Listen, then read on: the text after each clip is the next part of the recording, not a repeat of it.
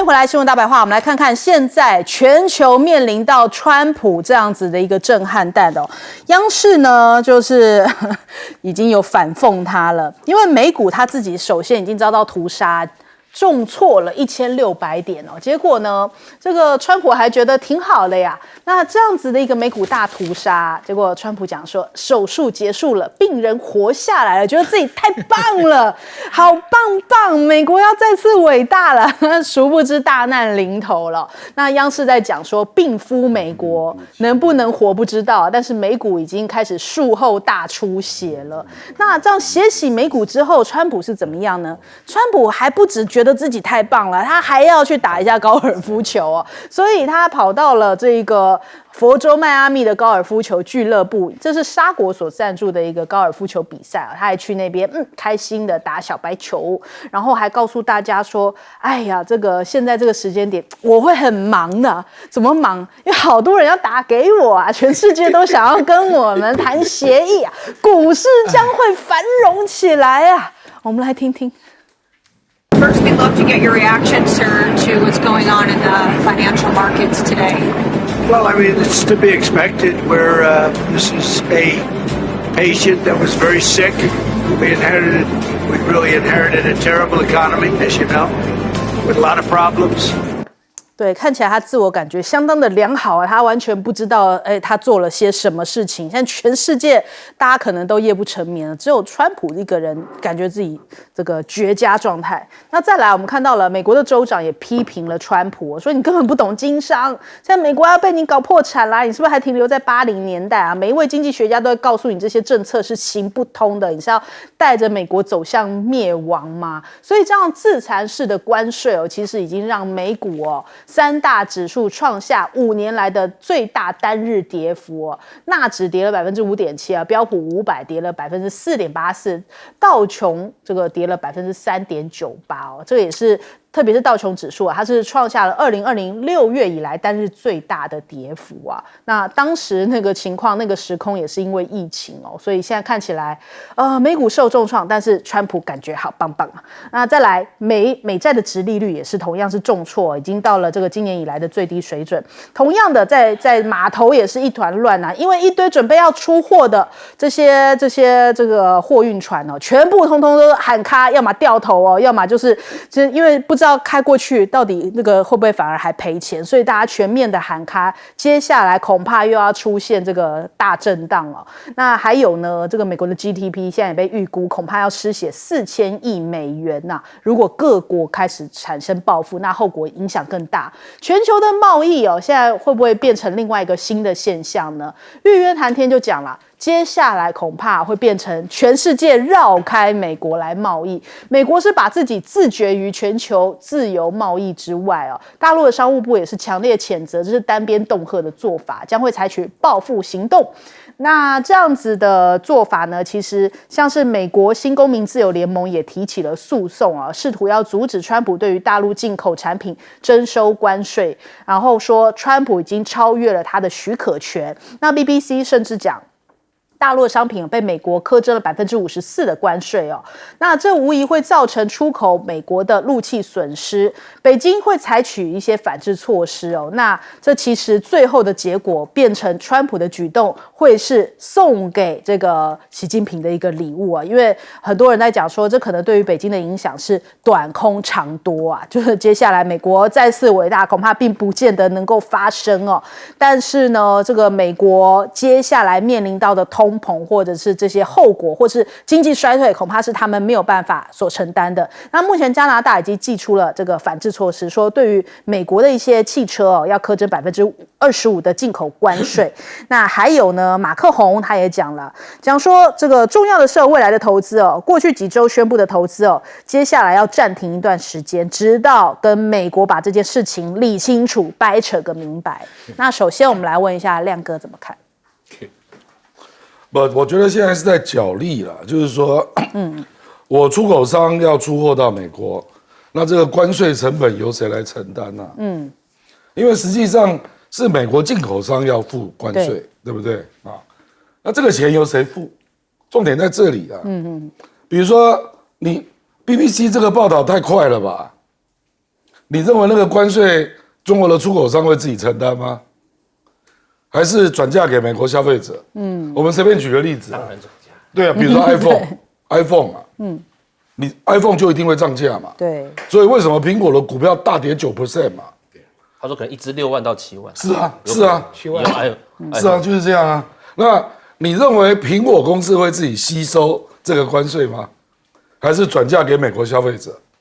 那如果说他要转嫁给美国消费者啊，那对中国出口商他没有伤啊，因为中国出口的，比如说富士康啊，富士康就照样送货啊，那苹果就付他钱嘛，那苹果就卖贵给美国消费者，那可能就会导致苹果手机在美国销量变少，对不对？所以为什么？所以我为什么说这个需要一点时间来观察啊？你去看中国大陆嘛，2018川普第一次打贸易战，对不对？那结果打到了2024年，中国大陆出口到美国还有5000多亿耶。为什么会这样？表示很多成本不是他吸收的啊，可能就转嫁啊。对，所以这个恐怕要看2-3个月才看得清楚了。就是现在就是美国进口商这个成本要怎么摊哦，他正在跟各方在谈呢。对，那我并不认为中国大陆就一定会受重伤嘛。比如说你加到54%啊，这税听起来很高没有错了啊，可是也有人去访问那个义乌啊，浙江义乌，他说我一个东西大概是5块美金啊，那现在要卖7块半，可是美国找不到其他货源呢，你要不要买？因为美国跟中国买的单哦，都是量很大，然后有的单价都非常低的，你找得到替代货源吗？你如果找不到，那你还是非买不可啊。对，那只是说看美国消费者要不要买账啊，就这样。好，请教帅将军。这个东西啊，你卖贵了，一定会损失很大一批购买人的意愿。你现在买东西，不管是美国人、中国人，第一个货比三家嘛，第二个揣自己的口袋嘛，哎，像你这样搞，美国人的口袋会变得比较深吗？我们现在讲，人家都讲你的中产阶级都快要消失了，什么意思？中产阶级变成贫穷阶级。对，所以这个问题啊，川普玩这个赌注太大，而且我讲的手法很粗暴，做生意也精打细算的。刚刚亮哥不讲得很清楚吗？你出产的要分担多少，buyer要分担多少，销售商要分担多少，这个都要经过很长期的磨合。像你这就随随便便定个26%、32%、34%，而且完全颠覆掉说啊，美国是你们的好朋友，对不对？所以你在那里天天唱 American Great Again， 那中国人就应该唱 China 全拿。因为短空嘛，长多嘛，总有一天我全拿呀。制造品在我这里啊，只要突破了西方世界的抗中的那种情绪，现在不是很多你们也播了什么假抗歌跑到中国来看嘛，就是说认知作战造成的虚假的这个形象，一旦扭转过来，哎，中国大陆它不干涉人家国家的内政，产品又便宜又开放一个庞大的市场，不是没有全拿的可能呢。你美国要自己作乱啊，自己作妖啊，你将来迟早尝到自己的成果。对，不好哎。你别看他那么说嚣张，接了很多通电话，你知不知道中间有很多电话是 FK 川普，对不对？包含自己美国人都这样子啊。他现在聪明是拿马斯克当代罪羊，等到闹了不可开交的时候，你马斯克下台，现在箭靶子都戳在马斯克身上比较多，对不对？等到玩不下去了，才轮到他。不过这个情况也很快，有人说要等3年半，我跟你讲，等到下一次的这个期中大选，你就可以看出来了。到时候你还能不能这样横行霸道？我觉得我怀疑了。好，请教吴老师。高科技产品特别像手机这东西，我觉得接下来会受到冲击非常大。因为其实以苹果跟三星来讲，他们主要的制程都是在美国之外，所以他们制程完做完之后再卖回美国。对，那你这些制程的国家高关税，你的成品一定销量会增长。比方说，我们知道这个苹果的手机主要是在中国大陆跟印度制成，中国大陆被科46%，啊。34%，中国大陆34%，印度24%，它绝对是价格会升高。不过你34要再加前面的20，对，是54，对。那三星主要是在我们讲的印度跟越南，越南被苛征46，印度是26。那这两个手机你做完之后卖到美国去，它绝对价格会跑高的。对。那刚才亮哥也讲了，它这东西我觉得。接下来的这个 iPhone 手机因为本来已经够贵了，它可能一直有人预估啦，可能要到6万到7万块，那你销量一定会减少，你销量减少，那有可能它会多卖其他产地，那我就不知道苹果接下来的设定价格的方式会怎么样，因为你全球当然 iPhone 手机的价格不太一样，那变成美国独贵啊。你自己的产品的东西在美国卖这么贵，美国人会怎么想？这是我的产品为什么变这么贵这是个很大的问题。美国人跑到国外买，他们会到全世界收购移民潮，苹果手机回美国也有可能。我们讲这种所谓平行输入代购也有可能，那会相对影响到股价上面。所以我们可以看到那个美国昨天开市那个苹果掉9.2%，然后 NVIDIA 7%。这是非常大的，所以大家预估啦，接下来，因为我刚才前一个 part 讲了，台湾会受到 GDP 的影响，美国的 GDP 影响大概会下降到 1.7%， 所以比 2% 都还低啦，所以说不保2，美国 GDP 成长会到 1.7%，2% 不到，那它的失业率可能会来到 4.5% 到 4.7%， 简单讲，失业率会再上升。那我不知道川普的所有的经贸官僚跟他所有的智囊团，还有他们的经济学家有没有预料到这个？所以关税影响到后续的一些我们讲的反扑啦，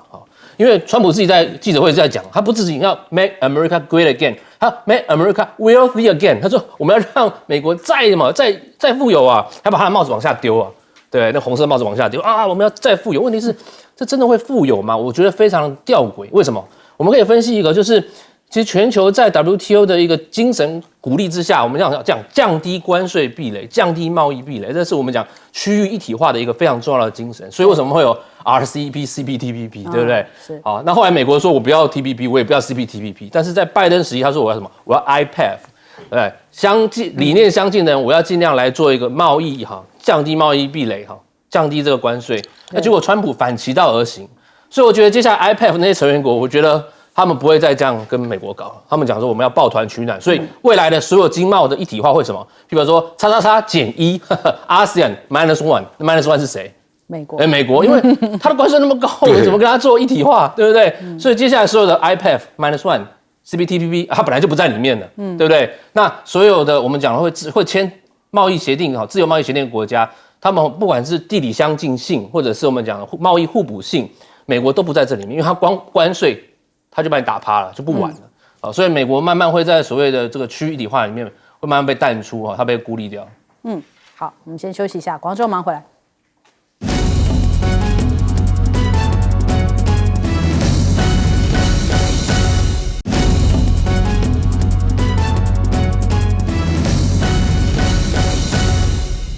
好，现在目前甲亢哥的风潮仍然在中国大陆持续延烧当中。他今天是到了香港去出现在香港街头，而且还热情的用粤语就他还会讲粤语讲那个雷猴这样子，用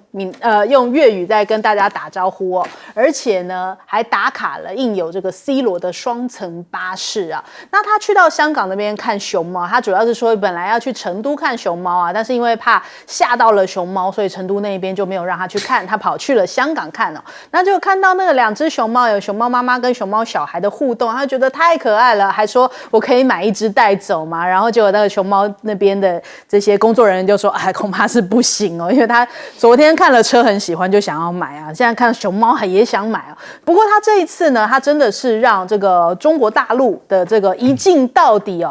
播送了全世界。那他这几场的直播平均观看量都有700万，重重庆的话是到了809万，成都是824万，河南是760万，北京是552万哦。所以整体来说，这几场直播已经向这个全球展示了一个真实、现代、先进而且充满活力的中国啊。这一句话是这个目前微博上面很热搜的一个词条下面的评论哦。那我们来看看他今天的一些相关的行程哦，还有大家重置了一些他的一些画面，就发现到他去到那边看到了中国大陆哦，很热情、很外向，甚至还有这一个不起舞团直接去跟他斗舞哦。我们听到现在这画面上面是这个科目3的这个跟他们直接跳起来啊，然后跟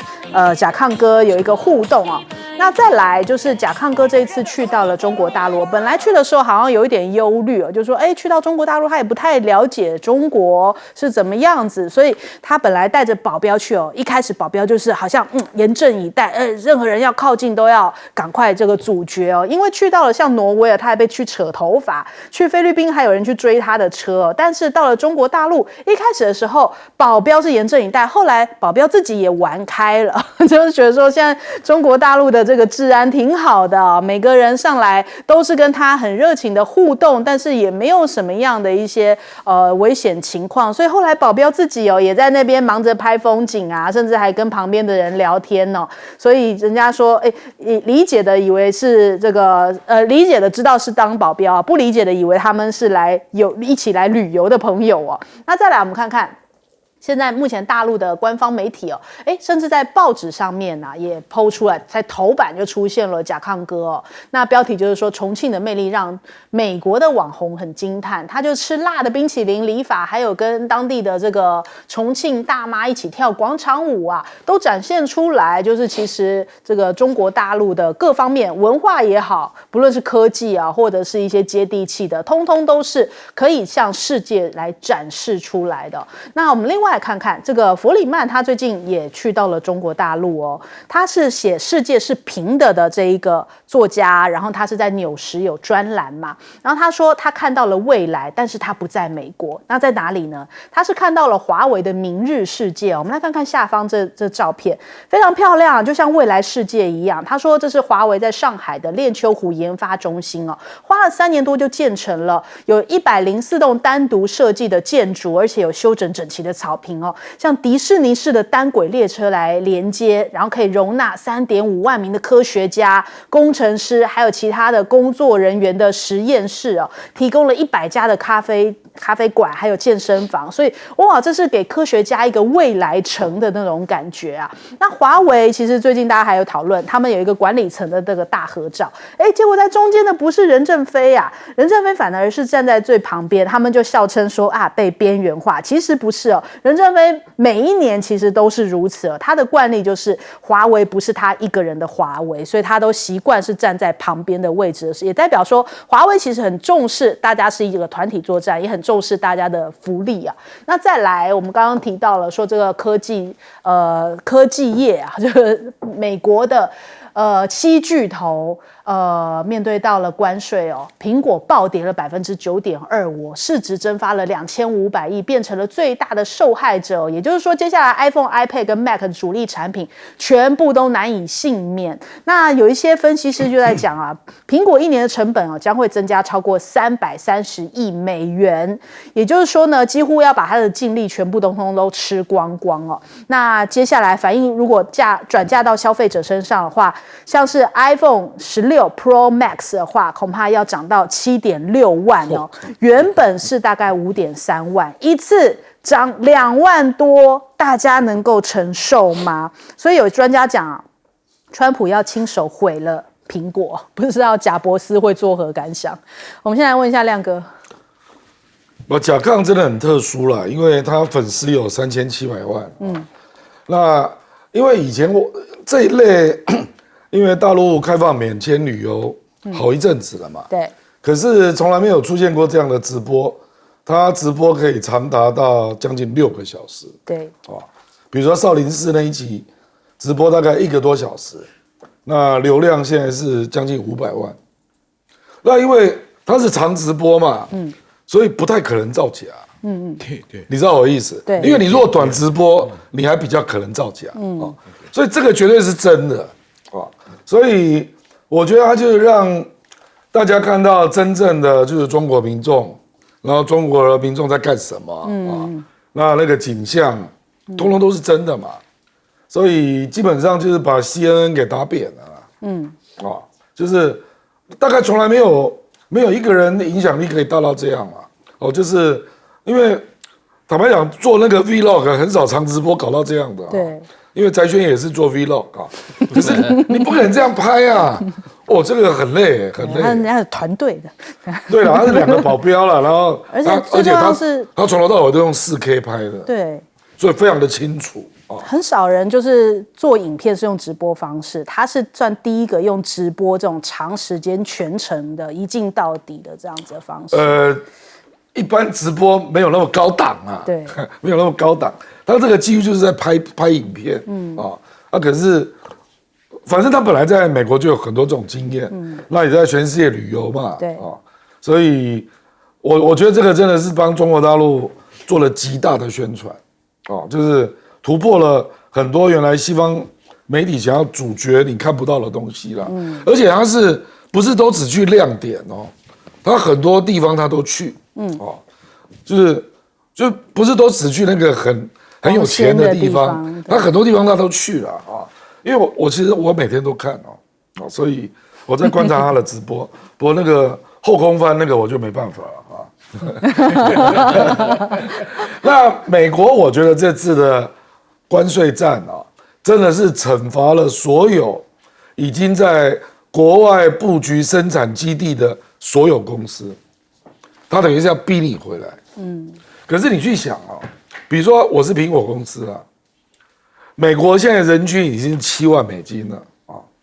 好，我现在假设我在中国生产，那关税是54%。我回美国生产，我成本可能增加200%，所以你认为他会回去吗？不会啊。那印度的税率又更低一点，对不对？所以我的意思是，川普这个逻辑是不成立的而且中国大陆人均还有15000比如说墨西哥墨西哥也一样比如说前5名的汽车厂有3家是美国公司他会回美国吗？我不认为他会回去，因为比如说通用公司排第1嘛 ，GM 它在墨西哥省的成本绝对超过关税，所以我有什么诱因回去？我回去还要一大堆其他的环境的要求啦、工资啦，一大堆，土地也比较贵，那墨西哥政府可能会帮忙我拿到好大的一块地之类的然后他就等着。墨西哥经济成长，我连地都赚到钱了，所以我认为川普这个逻辑真的是不成立就是他希望经由关税来逼世界上的一些制造业都去美国设厂。我觉得大概除了台湾之外啦，谁会配合你玩这个台湾那个是没有办法，因为台积电，你很多东西都掌握在人家手里。然后它的供应链就跟着一起去嘛，那就是这样的一个情况。那其他国家哪有这种问题？所以我不认为他会成功好，来问一下帅将军，这个东西你想想看，商人是精打细算，不像你这种耍政治手腕这种喊法。刚刚亮哥讲得很清楚你算一算嘛，我回美国我要亏多少钱？第二个，现代的工资高。他回到美国的话，更用自动化，越自动化是雇佣的人手就越少。你要晓得，以前富士康在中国大陆，它的制造业养100万人工人，制造业，对不对？那你现在这制造业都在海外，都已经找到它的利基，它赚钱的这个东西，你要逼他回去，他一定会精打细算。对，就是精打细算这个。第二个，这个国家要赚钱。要靠科技上的创新，创新以后才能带动你的产品能够卖到高的价钱。你像当年苹果是靠品牌、靠创新，每年换新的东西，吸引很多果粉嘛。但是你要创新，还是要靠一大堆的研究人员嘛。我觉得华为很了不起啊，作为一个科研工作者，一天24小时都在想他的事情，让他生活上完全没有顾虑。今天打造的这个园区啊，像个迪士尼乐园一样，交通方便，住起来舒服，实验室也有，对，交通工具也有，安家一家老小根本就不要你管，这样东西就容易创出新东西出来。所以尤其任正非这个人又很谦虚，你看他拍照，他从来不站在第一排，他也没有低调，不像马云那个时候展示他的这个多才多姿啊，是吧？他没有，他是真正在做事哎，所以现在中国政府也愿意协助他嘛，他能做出些东西来嘛，所以这个问题哈，晶片大战的成败啊，我觉得它很有关系。你美国封锁吧，再锁到最后，弯道超车出来的晶片这个市场，我刚刚讲嘛 ，China 全拿，搞不好这个东西是他全拿，所以我们要看长远一点，就是说有没有投资者，有没有去努力去工作者，有没有人去搞研发的。我是军人，我看的最突出的是他军武科技啊。96的时候我们看不起啊对方啊，空军比不上我们，海军比不上我们，对不对？你要做跨海作战，几乎成功公算不高啊。你可以打，你来打，能赢的机会不大。现在一看，简直我们现在是没有毫无胜算的。那飞机差个2代，船舰差了上千吨，那你怎么弄啊？所以这个问题啊，科学家、教育、政府给的环境，它是环环相扣的。所以，川普跟习近平这场大战呢，后果我们可以可惜，东升西降，我们已经心里都有这种感受了，可能会更加速，更加加速了，speed up。好，我们来请教吴老师。我们刚才讲到一些是手机的部分，像我们讲，譬如说电脑，个人电脑，个人电脑也是一个非常关键的，因为其实现在85%到90%的个人电脑的组装成品是在中国大陆。那中国大陆这次被科34+20，54%。好，那接下来你卖到美国去的个人电脑，铁定又要变贵了。所以最近的调查 ，PC 在美国的价钱呢开始往上调了。那当然他们现在各国会去谈判了。好，比方以个人电脑来讲。那如果各国谈判，是不是个人电脑这个组装的产线大概有些会往越南或泰国，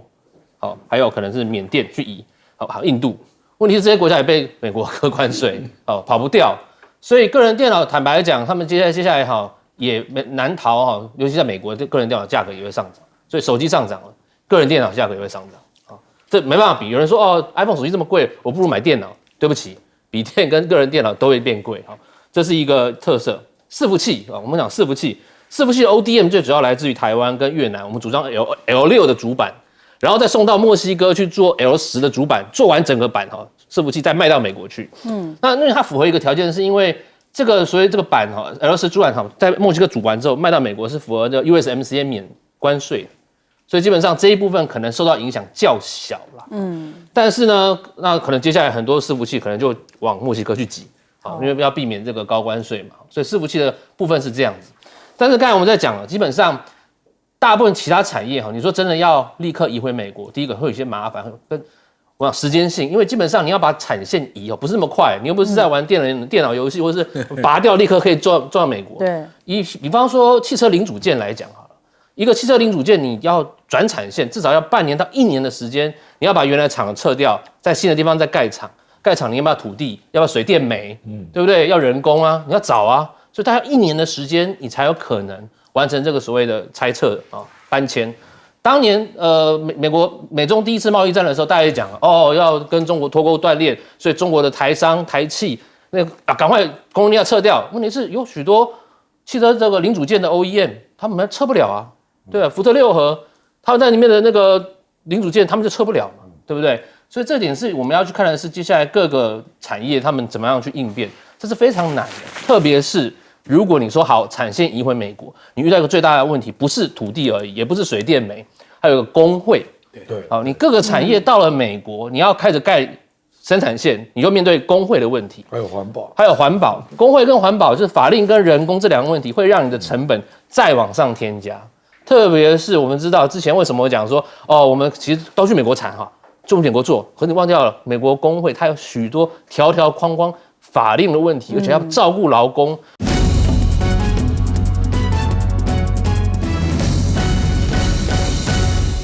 欢迎收看《新闻大白话》，我是主持人翟轩，马上欢迎一下这个阶段加入我们讨论来宾，退役中将帅化民。主持人好，各位观众大家好。耶鲁政治学博士郭正亮，大家平安。政大外交系教授吴崇涵。翟轩好，大家好。好，川普的关税已经让这个整个亚洲主要是一个重灾区的聚集地啊。那特别这个很多的盟友，像是日本、韩国也是首当其冲。那我们台湾就不用说了，我们台湾因为这个主政者还在睡嘛。那我们再来先看一下日本呢，日股已经连续2天的暴跌。台湾是因为这个连续假期所以我们现在还没有先排。那这个潘朵拉的盒子要在周一的时候掀开来，恐怕也要有迎来一波的补跌啊。那先看看日本呢，日本的这个指数早盘是下跌了2%，然后韩国的综合股价指数也是下跌了1%，越南股市也受到了重创啊，中场暴跌了6.69%，也创下了2001年以来最大的跌幅。那川普就讲到日本咬牙切齿，讲说朋友比敌人还糟啊，对美国的稻米科了700%的税啊，日本都觉得说这个没有逻辑啊，没有办法理解啊。4月2号这个解放日对于日本来说的话，川普施加了24%的关税，就已经让日本都崩了哟。那他还批评南韩跟日本的车市8到9成为自家制造。那这个美国车在日本卖不动，还讲说就贸易而言这个朋友比敌人还糟糕，就在怒斥日本甚至还重提了稻米关税的事情。但是日本他们就左思右想，就说怎么会算出这个数字这个逻辑计算不能理解啊。那所以我们看到了这个日本的一些官员，比方说内阁官房长官林芳正他就讲说真的是超乎预期，他们觉得这个现在不知道该怎么样来找美方谈判因为美方这个关税的计算方式他们算不出来。他说如果美方不说明的话，他们是无法理解的。那还有川普是不是已经表示关上了协商大门所以现在日本政府非常头痛，不知该如何解决。韩国媒体也提到了，说美国这个对韩对等关税是26%其实是 FTA 缔约国当中税率最高的。换句话讲，看起来日本、韩国虽然是美国小老弟但是在这一波里面仍然受到了重创。第一岛链现在很动荡除了这个对于韩国来讲，今天上午的时候有这个重磅消息就是宪法法庭的8位法官一致通过，就是尹锡悦遭到了罢免在韩国时间南韩时间上午的11点22分宣布这个尹锡悦被解职，那需要在60天之内来进行大选。那他这个宣判呢，其实有9万多人要申请这个旁听席那依照规定，大概呢大选要在6月3号左右，这个可能是这个时间点再来举行大选。那换句话说，尹锡悦也成为了南韩第2位被弹劾下台的总统了。那大陆的商务部现在也针对这个中日韩接下来经贸部分是不是要采取一个合作的态势呢？根据中国大陆的商务部发言人，他就讲到了，他说现在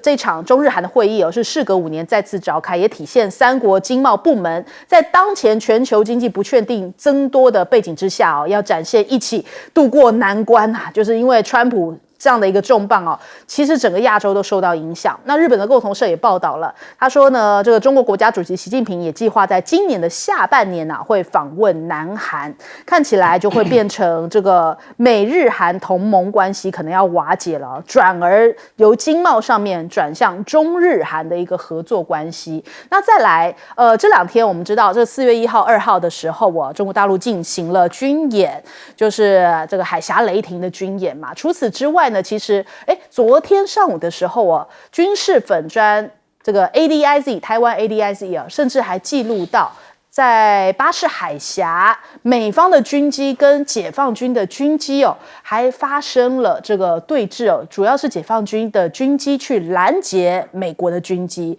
那现在这个对话也曝光了，我们来听一下。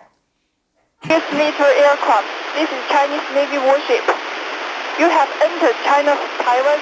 24 nautical miles zone. off your course and keep out. Military aircraft conducting formal activities in international airspace and exercising these rights as guaranteed by international law. I am operating with due regard to the rights and duties of all states.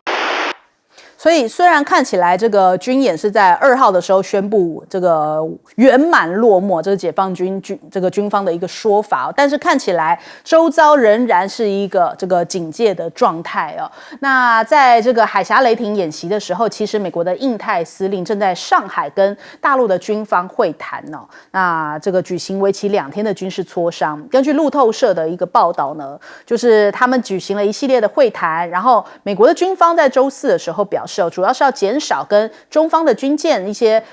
还有飞机啊这些不安全的行为。也就是说呢，哪怕现在正在进行对台军演，但是美国可能更在乎的是不是这个跟解放军之间这个军机啊，或者是一些军舰上面不要起冲突哦。那是不是美国也看到了这个危险讯号？我先跟你谈好，我们这个线划在哪里？是不是代表美国也没有真的要来管台湾如何哦？那再来这个中美海上军事安全磋商，大陆方面他们讲说将会回应一切危险的挑衅行为。那中国大陆的海军呢，他们是指控美国的军舰军机在中国大陆的周边的海空域进行侦查，那测量还有高强度的演训活动，其实很容易造成误判。扬言如果美方造成任何的危险挑衅，一定会做出相对应的回应啊。那这个首先我们来请教一下亮哥。那个川普的关税还没有结束啊，他大概刚刚又说，接下来还要再公布半导体还有药品的关税。那日本为什么会感到纳闷啊？因为川普这一次并没有行业关税啊，他是针对国家的总税率嘛，那希望你主动调整啊，所以你怎么会特别去提日本的稻米税呢？这个简直莫名其妙。那我觉得接下来那个药品跟半导体也会上到台湾。那目前是这样啊，加拿大已经表态要采取反制措施保护劳工啊。那中国大陆也表示要采取反制措施，欧盟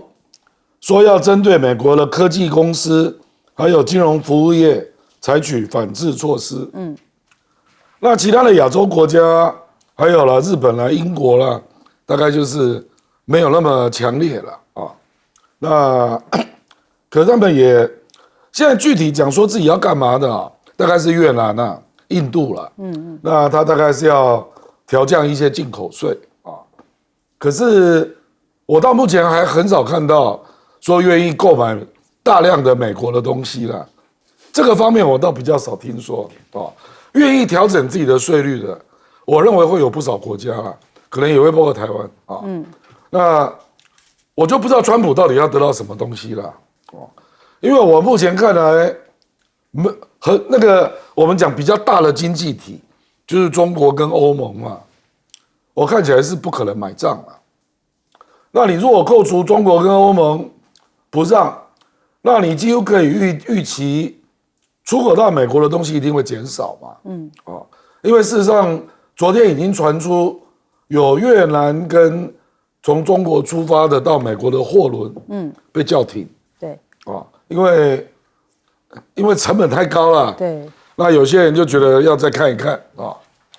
那我觉得这个现象一定会越来越多，就是大家就宁可先叫停嘛，所以美国内部的供货量一定会逐渐减少。那这个就是我们讲的最可能发生的全球贸易的降低了，那如果这样就不得了了，因为事实上1929年那一次的关税的增幅是本来是38%，然后美国给人家拉到60%嘛，他拉高了22%啊，那个时候主要的市场是在欧洲嘛，欧洲就直接反制，那反制的结果。这个贸易大战到了1931年，就2年之后，全世界的贸易减少了28%，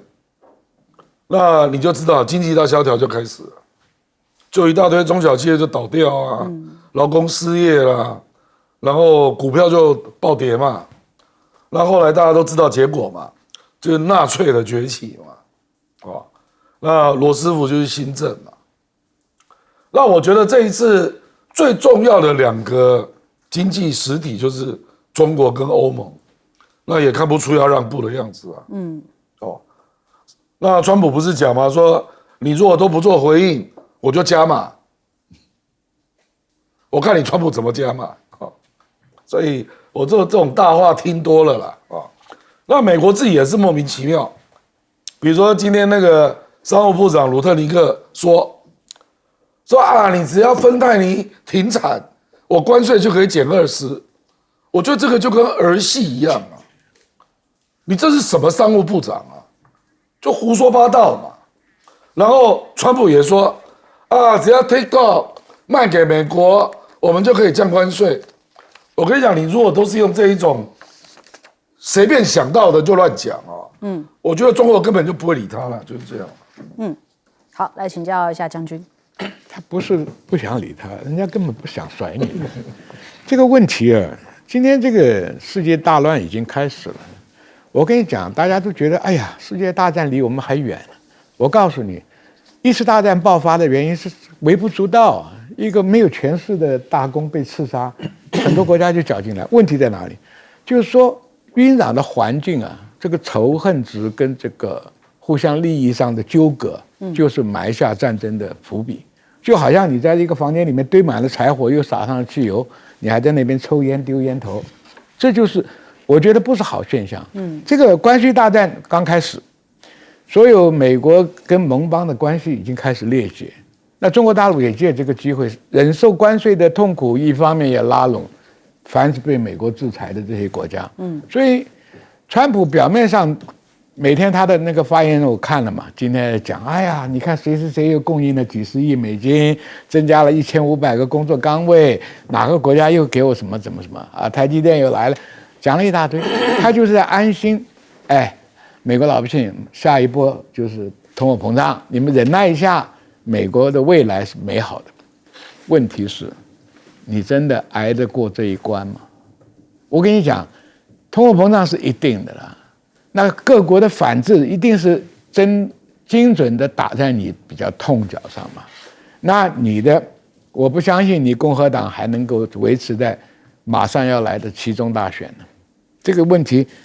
马斯克也搞的是很左右为难，里外不是人呐，对不对？川普要未留，对不对？所以这个问题啊，这场大战胜败很难讲，我感觉到没有胜利的，都有损失。你想嘛？产业链、行销面，所有东西都打乱了。现在股市跌，当然每个商人都搞不清楚，被制裁以后我是什么下场，我这个生意还要怎么做？所以台湾老百姓不能是当吃瓜群众来看热闹。对，等到一开盘你就知道了。还有，日本跟韩国是美国的亲密的盟友，还订了有盟约，还有军队驻扎，他们才20几啊。就已经据理力争要抗议了，台湾32啊，坑都不坑呢？那我们养这些官员干什么呢？真的，你说台积电双手端上去，后面跟着6个厂要过去，对，我们已经没有什么赚钱的企业了，32的关税一加，怎么活啊？所以现在很多人打电话问我，我说我不知道，你们做生意的，你们各有各的窍门。啊，你投资在越南的，越南现在也很惨；对，你投资在墨西哥的，墨西哥也很惨，走投无路啊。所以这个问题啊，我们看全世界啊，中等国家都会跟两边的极端势力要拉拢的，不可能断掉一个脚的。哪有像我们这样子只抱一条腿啊？那你看你现在抱谁啊？美国现在态度这样对你，你抱谁啊？好，来请教吴老师。我看到川普这个他的这个关税出来之后，我就想到这首诗了，我自己把它改来改哈。清明时节雨纷纷，川普关税欲断魂。借问台积何处有？亚利桑那又一村。这我想的哈，其实川普的关税这个32怎么算来？其实我们知道他就是把他的数学很简单又粗暴了。我看大家分析都这样子，他就是我们讲相对逆差，就台湾的相对顺差，简单讲，它就是我们的顺差就除以出口的金额，好，得到63%点多，在64除以2就是32%。他说好，你就是32%。当然这是针对所谓的贸易顺差国几个主要的，他这样加，前面还有10%哦，所以基本上我们是32%再加10%，对台湾整体关税是42%。对，是很高我们一般台湾的关税一般就是6%、7%，对农产品是15%，台湾的这些关税。美国克我们这么多40几%，我想所有货根本不用卖到美国去。对，那坦白讲，美国现在把这个关税拉那么高，它会不会有影响？刚才前面2位先前讲这是史上继1930年之后最高的一次关税。我们知道1929年、1930年那个叫做 Smoot-Hawley 法案这2个参议员提这个法案，对2万多项的这个商品课关税，那让美国的整体关税高到60%几那这一次川普是比这个还高那基本上它会让这个整体比方说2024年的这个2.5%的关税水准，美国大概2.5%关税水准上升到13.8%。接下来如果是平均下来了，全各国下来，那台湾呢？我们现在大家非常紧张，因为我们一定受影响。好，那我看网络上有一些人说不要担心了，我们的所谓的高科技产品依据 WTO 我们是不会被课关税然后我们占了70%几是什么工具机跟所谓科技产品，那个数据不对其实真正的数据是我们的半导体的出口到美国的比重大概是38.4%，就占我们的总出口38.4%，我们的 GDP 在13%左右，就我们的半导体产品那其他这些都会被课到所谓32%的关税。那这样的话会对台湾影响多少呢？基本上呢我们讲财经专家的分析，大概我们的 GDP 的成长率从预期的2.9% 会下修到2%。就我们接下来的 GDP， 如果你不去谈判，你就让川普说好，你就32%，你不去谈判，那我们的影响它 GDP 成长率大概是2%。我们的 CPI 就消费者物价指数大概会跑到从1.6% 到2.5%。好，全部就是简单讲，物价会膨胀，通膨会再起来。我们 GDP 会下修，那对整体影响是有的不是说没有影响所以为什么现在看起来大家会非常紧张？是不管我们先不要讲我们的高科技产业了，当然他们已经早就布局，台积电早就去设厂正中美国下怀。川普就是希望你把关税拉高，他除了赚你关税之外，他要你移产地。汽车工业你最好全部移到美国去盖厂，墨西哥全部移回来。那你们的高科技产业链全部移到美国去，你这样就没有关税了嘛？但是如果我们的其他产业呢？我们本来在越南、在印尼、在墨西哥，我们设了很多传统工业的厂，全部还照样被课关税。就算你说我们要跟中国脱钩断链，把许多产地都洗到第三地，你照样被川普课关税新南向那些全完了，全受影响。所以现在看起来是我们各方面你就算要跟中国脱钩断链，你还是会被川普的这个关税影响。这是一个全球贸易我们讲的川普式的贸易独霸跟全面的战略退缩。好，我们先休息一下，广州忙回来。